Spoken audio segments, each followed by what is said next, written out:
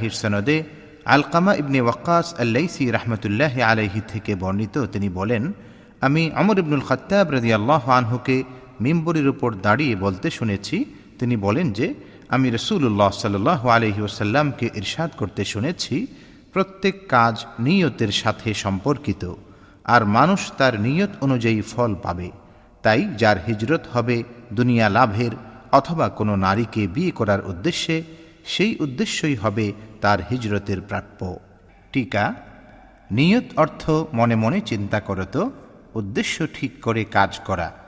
হিজরত অর্থ যে কোনো স্থানে, যে কোনো সংসর্গে বা যে কোনো পরিবেশে থেকে আল্লাহ তাআলার দ্বীন পালন করা দুষ্কর হলে আল্লাহ তাআলার আদেশ মতে সেই স্থান বা সেই পরিবেশ ত্যাগ করা।